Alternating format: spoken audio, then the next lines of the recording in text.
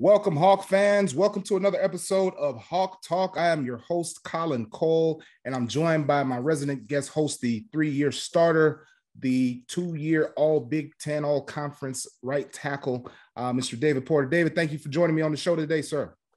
Thanks for having me, dude. I'm excited for this one. We got a lot of stuff to talk about. That we're gonna open it up. We're gonna jump into some things. We already talked a bit about this last week's game, but we're going to dive into it a little bit more because we have a special guest joining us today, all the way from sunny South Florida. We have Iowa all-time great, both punt returner and receiver, number 8 out of South Florida, Boynton Beach, Florida, if memory serves correctly, Mr. CJ Jones. CJ, thank you for joining us today, sir. How y'all doing out there, Hawkeye Nation? Glad to have me. Glad to be on the show. Well, we're glad to have you, CJ. Appreciate you for making the time. I know you got a busy schedule, sir. Really appreciate the time. So let's jump right into it, man. We already talked a little bit about the Hawks loss, the 54-10, was it 54-10 loss to the Ohio State Buckeyes, bringing their record to 3-4 currently. And they're heading into homecoming week and they'll be hosting the Northwestern Wildcats, 3:30 at Kinnick Stadium. So, man, we're going to jump right into this thing. It's CJ, I'm glad you can join us. I'm going to go ahead and start off with you, sir. It's been a bit of a difficult season for the Hawks, specifically on offense. This past weekend, we saw Alex Padilla come in the game for the first time at halftime. He came in to relieve Spencer Petras. He didn't have a great outing himself. It was a bit of a difficult outing considering he came in cold off the bench. It was tough on him. He only completed 5 of 10 passes for 32 yards and an interception, as we know, as well as that fumbled snap at the beginning of that drive. Caleb Johnson, the running back, he came in. He actually started the game. He was the first Iowa running back to start as a true freshman in a few years. So he came out. He's been trucking away and doing well this season. But CJ, my question to you, man, is what have you seen? What did you see out of this offense and this team in that game that we saw against the Ohio State Buckeyes? And what are your thoughts overall about this offense? Well, what my thoughts about this offense is, I think the offense is just a little inexperienced of the young offense. As we know, we did have a senior at the quarterback spot, a leader, which I would think would be capable of, maintaining the offense. But when you have a lot of inexperience, it's kind of hard to be able to make and do the plays that you want to do. So what I would do, or what I see is, I think we just need to go back to the basics, and figure out what works, and you make it better and you go off of it. This past weekend versus Ohio State, the guys, they started off strong, but, that the first play of the drive, that kind of takes out a little bit out of you, to throw an interception, but then that defense came back hitting hard, to get it back. So it is some good in it in Iowa football, but I just think over time, we'll be a little bit better and get a little bit of experience to be able to compete at a higher rate with all the big boys. Right now, I just don't think we are capable of doing that. Yeah, I would agree with you. We saw the performance against Ohio State. We saw the performance against Michigan, 2 of the top teams clearly in the Big Ten currently. So that being said, it was a challenge for the offense to get going. It was definitely a challenge for Alex when he came in. Like I said, only going 4 for 10 passes. David, we talked about this throughout the season so far, and now Alex getting his opportunities. Is there a QB controversy in Iowa City, and who gets the start this weekend? The depth chart came out already, and I'm not sure. I think they had for the quarterback position right now. So My gut tells me Spencer's going to be the starting quarterback. I don't see Alex coming back in there, especially the way they put him in at that time in that situation just didn't set him up for success at all. So the way I see things going right now, Spencer's probably going to be in our quarterback next game against Northwestern. I mean, Northwestern is not very good this year. We're very likely to beat them, probably 90% favorites to win that game. So that'd be a good confidence booster. I would like to see Alex start, especially against Northwestern, because it's a game that we're so heavily favored to win against. So he goes out there and actually gets some confidence and plays the game. As a quarterback, especially a young kid, if you forget these guys are kids, we saw talking to them as like they're just professional athletes. But these are kids out there. Give him the reps with the ones during the week. Allow him to actually take control and command that offense, and we'll start to see some better things out of it. Actually, maybe he does a better job of spreading out to the left or rolling out to the left and throwing the ball, because right now Spencer's feet are just not where he needs to be when he's making a delivery rolling left. So my hopes are that we get Alex, but my gut tells me we're going to see Spencer start. Yeah. I think you might be correct in that regard. If we go back at how they pretty much have done things over the course of Kirk's tenureship, it's pretty much been that way. CJ, let me ask you a question, man. Considering this program has had some success dating back to the 2002 season, where we were all a part of the program. That 2002 team was honored earlier this season when at pretty much halftime against the Michigan game. And one thing about that team was, we know that it was led by Brad Banks, the runner-up to the Heisman Trophy. We know that you were a starting receiver, and there were a number of other guys who were playmakers for that team. Mo Brown, Ed Hinkle, Dallas Clark, to name a few. Considering that team, considering where that team was and where this team is, looking at the stats from this last game, Sam Laporta has 6 receptions for 55 yards. The other 6 receivers, or 5 receivers that caught passes, only caught 1 pass. So how has this offense changed, or how has this offense declined over the course of the years, considering what the 2002 team was able to accomplish, being one of the leading scorers in Hawkeye history? And where does this team need to go to try and diversify its offense? All right, for one, I think for what I said in the beginning, the experience part of our receiver core. When you're young, it's just not so many plays that you can remember when that heat and that fire is out there at that moment. You feel me? At that time, when we was in 2002 class, we had a lot of upperclassmen that was already, in the system already doing what they're doing. It was easier for us to catch on real fast, because if you wanted to play, that was the only way that you was going to be able to get in. You had to, you had to learn from the older guys. There is nobody on our receiver corps that's a leader to be able to do that, because they're all on pretty much the same level. So who are you going to call on? So that's why each one of them got 1 catch. They've been trying to figure it out. They don't know who the guy is. Somebody got to stand up. Somebody got to be that person to rely on to be able to say, throw the ball to me. Who is the Dallas Clark? Who is the Mo Brown? Who is the C.J. Jones? Who is the Robert Gallery? Who is those players? If they're not trying to look like us or play like us, I don't know what they're looking for. I don't know how you're going to win, because we was different and we won. We all came together. We was a whole different from everywhere, and we was brothers. And once we got unified, it was a wrap. It was just a wrap. We did everything together, man. I don't know what they're doing now. I don't know what they do when they leave from out of the complex after they just got finished lifting weight. We know what we did. We was bonding, and so that carried to the field. And so I got a follow up for that, CJ. It's interesting. Because you think about the program as a whole. It was a different time, of course.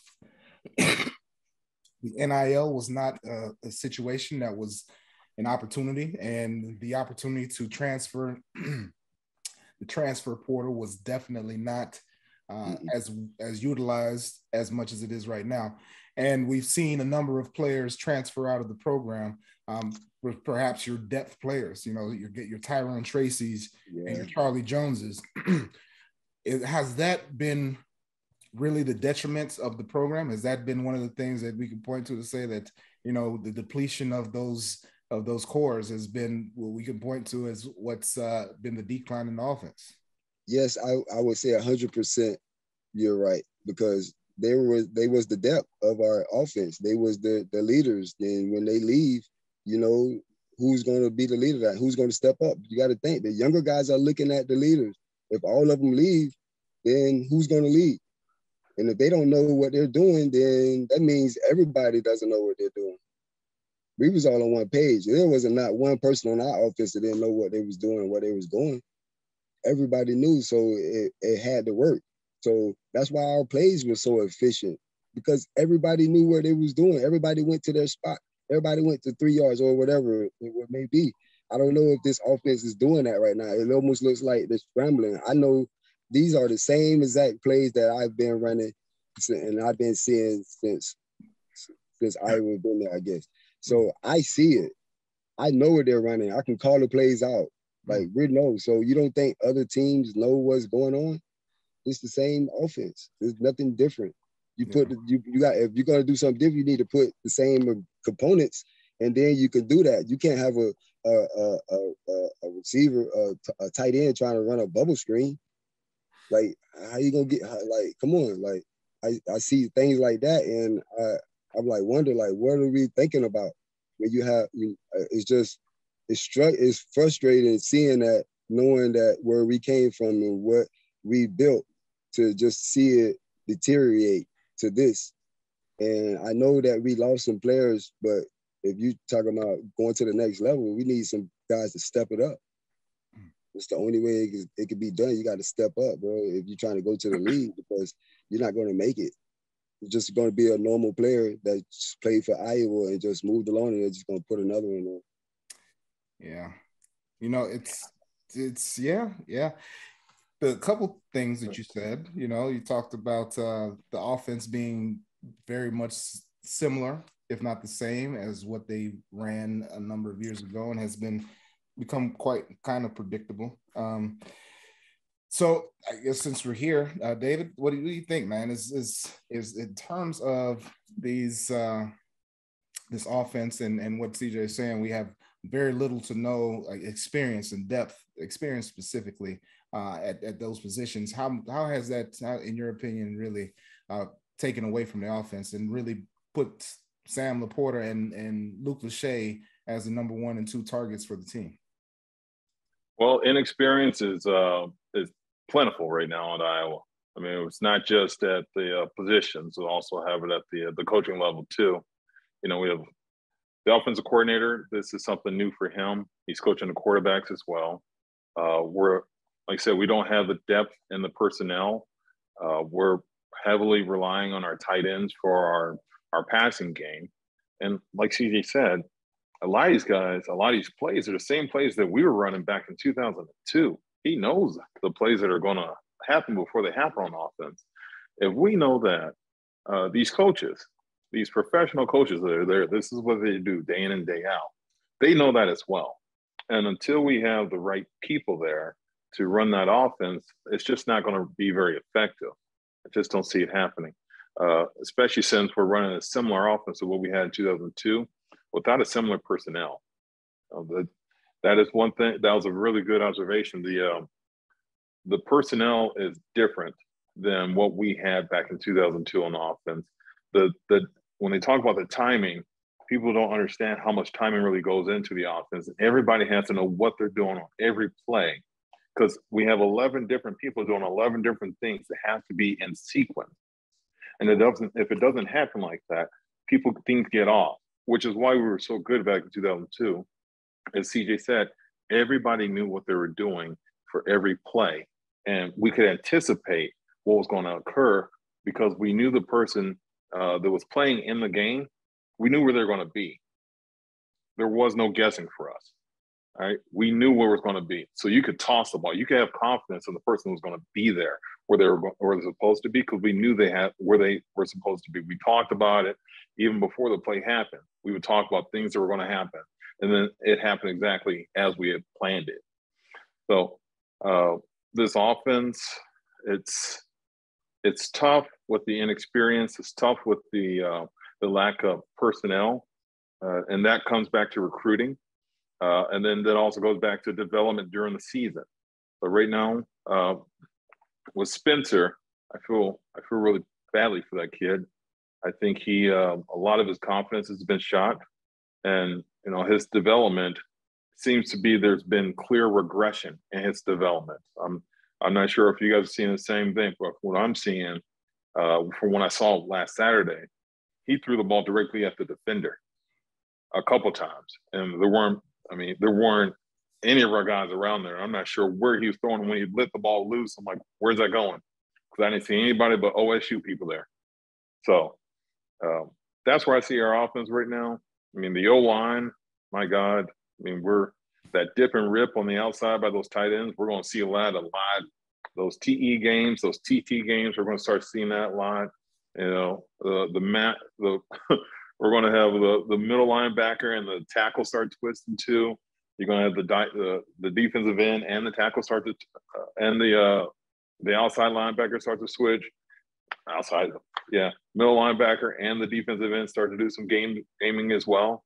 I mean, until our offensive line starts to pick that up and prove that we can actually protect the quarterback and create lanes for the running game, that offense really is not going anywhere.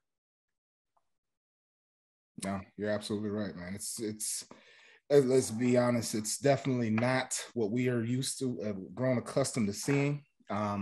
We've been spoiled, maybe. No, it's not spoiled. We've grown accustomed to seeing some really high-powered offenses. We've grown accustomed to seeing quarterbacks that can deliver the shots down the field. We've grown accustomed to seeing those receivers making big plays on the outside, in the wide receiver screen game, making blocks down the field. It's at this point, it's frustrating to consider that this team is definitely not a representation of what we're so grown accustomed to seeing, and just not performing up to that level. Not that they can't get to it, but they just haven't done so thus far this season.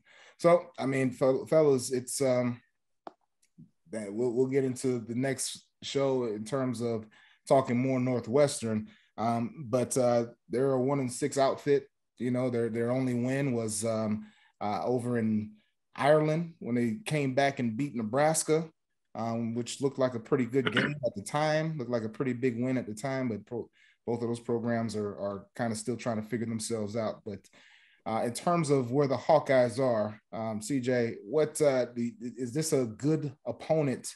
Is this what they need going into, to try and find themselves offensively, to try and exploit this, just find themselves? I just think that, everybody's hearts just need to grow. You just need to get bigger hearts, and, whatever plays that we're doing, just know what we're doing. They still have to stop it no matter what. But if you don't know what you're doing, then, I mean, you're just out there just running plays and you can get hurt like that. I mean, moving forward, I think this Hawkeye team can definitely get better, with experience and time over time. But I just don't see it right now, because it takes time to grow and to develop. And like you said, like with the quarterbacks, like everything has to work and everything is on timing. And if you have guys out of place and out of different areas, you're going to get bad plays, and you're going to get those plays like he's throwing picks because he don't know what's going on.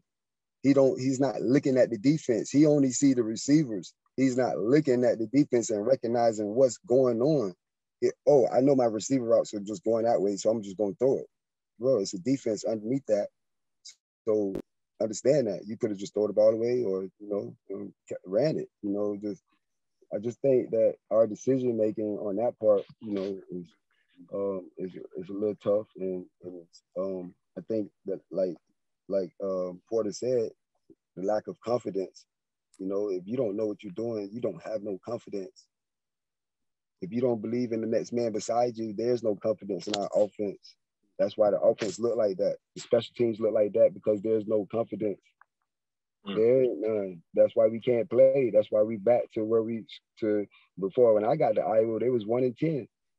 You think man, please, I wasn't going 1-10. I knew no Florida boys was going 1-10. I could rely on that part. So we had to get y'all Iowans and all y'all boys from who you feel me? We had to. And once y'all got the beat on what we was trying to do, y'all already know. The Florida boys, we came with it, and we stopped recruiting out of down south areas. So I think a lot of that changed too. What we got going on. I mean, the speed in itself, it shows. You know, so I mean, we need to do better recruiting, man. We got to get the brothers back to Iowa. We got to get the brothers back to Iowa to help. And if we don't help, it's going to be tough. I'm just being real with it. You got to get the brothers back. You got to get us back, man. And I think that would help out a lot. Let's go Hawks, man. You got to go. Absolutely. All right. So I'm gonna wrap it up with this. So David, do you think that you could coach quarterbacks with your life skills and anything that you know about your position? Do you think you can coach quarterbacks? No. I've never. I don't know what to tell. Like, dude, I can barely catch a ball. I don't know how to throw a ball. Read the defense. I can tell you what defense we're in. I can tell you when the blitz is coming. But as far as the progressions, how to read through it, the first level, second level, third level, your primary, your secondary, your tertiary, all of that's I've never done that. It would be easier for me to coach the D line and the linebackers, heck, maybe even a DB, than to do the quarterback position, just because of everything that goes into it. I'm not. Would you be able to do that? So basically, what you're telling me right now that we need a quarterback coach? Yeah. We need quarterback coach. Yeah. So do we all agree on that? So we have the wrong positions coaching the positions. I don't know. I would say this. Hold on. Before you, no. See, because the Hawkeye coaching staff is filled with guys that have played different positions than what exactly. Coach LeVar coaches. I mean, he was a tight ends coach for a while. He's now special teams. Coach Abdul Hodge, he obviously one of the all-time greatest linebackers in Hawkeye history. He's coaching the tight ends currently. So it's it's been some. But you got to think he been with linebackers. He been on the other side of that. So I can respect that. Of him being able to be like, okay, just what the tight end gonna be able to do, because he can teach that part of it, the other side of it, right? You know what I mean? The defense and all of it. So that's that because he got to cover those guys. So I can see that happening, but you can't take a lineman or you can't take a kicker and talk about you could be no quarterback coach or no position coach or nothing like that. It's definitely a lot of nuances to the position that you have to know to have to be able to talk through. And you got to be without that experience, it does make it difficult for. Yeah, it make a lot of difference because the guy's not gonna respect you, bro. What are you talking about, man? When I was in the league, you know what Randy Moss did to our receiver coach? He got fired because he couldn't do a route. He couldn't show nothing. He couldn't. You never played, but you coaching us. How you gonna tell us how to run a route, but you never like? Yeah, he got fired, bro. Yeah. Once he found that out, like you can't coach one of the greatest and you never even did it before. Come on. Yeah. So you can't. That's just straight up, bro. Proof's in the pudding, right? Yeah, man, it is, bro. Like that's like a person trying to teach speed, but the only thing you can do if you ain't got no speed is the book part of it because you can't show it. I can show speed. I still got it. Yeah. I can teach it. I got, you know what I mean? The whole everything for it. So that boy gone. Yeah, he ended up. We lost Mr. Porter, but it's all good. No worries. We about to wrap up anyways. But with that, man, it's been a tremendous show. He's back. He's back. He's over there jacking around his technology. He's living in that high rise over there in Chicago. They got all kinds of all kinds of towers and signals and all that kind of stuff. So I'm sure, but we're good. Good. But I was just going to wrap us up anyhow. We definitely, man, it's been a tremendous show. Talked a lot about where this Hawkeye offense is, where we kind of seen where they may have been struggling, for lack of a better word, struggling, and why that may be. We know that that offensive line is definitely young, and but they definitely have to do better in terms of being able to pick up some of the basics, as well as, you know, we can't have a lot of that front side leakage in the run game and all that stuff. So anything else you guys got before we take off? Go Hawks. Let's go, boys. Let's go. Yeah, team cohesion is just as important as like unit cohesion, right? So when we're talking about the offense being out of sorts and out of sequence, the team is kind of out of sequence too. So like we were talking about earlier, where each player on our team on offense knew exactly where to be. We could depend on the other guys to pick us up. We could also depend on our defense because they were built the same way. Each individual defensive person knew what the heck they were doing, and they could depend on each other, as well as they could depend on the offense to pick them up when they were down. We could depend on the defense to pick them up when they were down. And the special teams, hey, CJ, what? Yeah, y'all was fire back then. And we just know all three faces of the game. We knew that, like, hey, we weren't going to like be completely horrible. And if there was a back step, the other guys were going to pick us up. And the guys that took the back step were going to come back. I just don't see that happening right now. And it was very indicative when we saw the Torrey try to run that punt back, you know, that fake punt. He's trying to do more than what he's capable of doing. And the whole outside, he doesn't even know how to run the thing. Yeah. Like, just run to the outside. It's wide open. You got it. I feel like Torrey. I do feel like Torrey is capable. I feel like, you know, because he got that rugby background. I feel like he's capable. I just feel like he just wasn't. He just didn't. You know, I think it just the moment got too big for him because the space was outside for sure. And then he was standing up straight. He was standing up tall. And, you know, got hit right in the chest. So, you know, it was a good idea in his mind, and I could see why he made the decision. It's just got to make the play. Anyhow, you can see that the man has business to go handle. We're going to go ahead and wrap the show up. It's been a pleasure. It's been awesome to have our main man, Mr. CJ Jones, the head detective himself. It's been awesome to have you on. We appreciate you, sir. For David Porter, I'm Colin Cole. Thank you all for joining us on the show today. God bless and go Hawks. Go Hawks. Let's go.